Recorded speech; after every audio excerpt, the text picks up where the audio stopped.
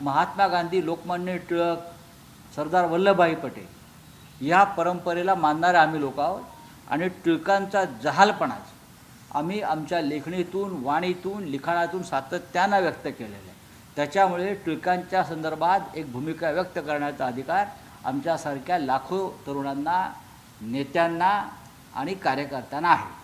Sir, पुण्याचा विषय निघाला म्हणून चंद्रकांत पाटलांनी म्हटलेलं आहे की आंदोलनामध्ये जे दगड वापरले गेले होते त्याच्या हाताचे त्याच्यावरचे ठसे आधार कार्डशी लिंक होणार आहेत. एक आहे की मी ते वाचलं. चंद्रकांत दादा पाटील हे काय उच्च शिक्षण व तंत्रज्ञान वगैरे मंत्री आहेत आणि त्याच्यामध्ये विज्ञान वगैरे हे विषय येतात.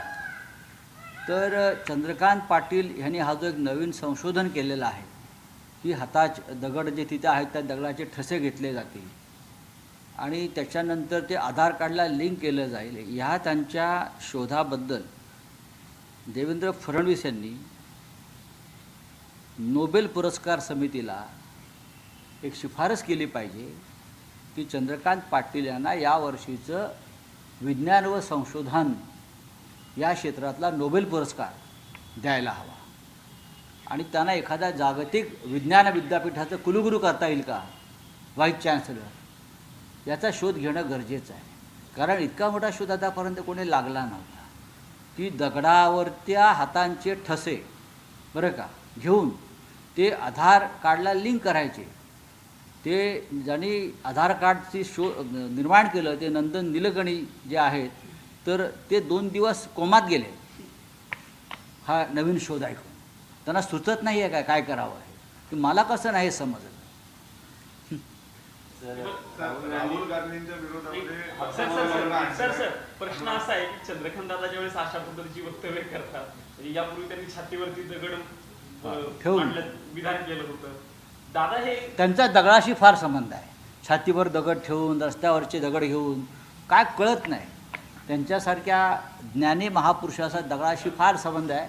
याचा अर्थ असा आहे की त्यांच्या पक्षात सगळे दगडधोंडे जे आलेले आहेत, बिंडोक, त्याचा परिणाम दिसतोय. दादांवरती टीका केली जाते त्यांच्याच मित्र पक्षाचे, म्हणजे रवींद्र दंगेकरांसारखा माणूस दादांना त्यांचे पार्सल परत नाही, मला माहीत नाही ते. पण मी एवढं सांगितलं त्यांना विज्ञानातला नोबेल पुरस्कार, विज्ञान व संशोधन हे देणं गरजेचं आहे. नाही तर देश एका मोठ्या वैज्ञानिकाला मुकेल. राहुल गांधी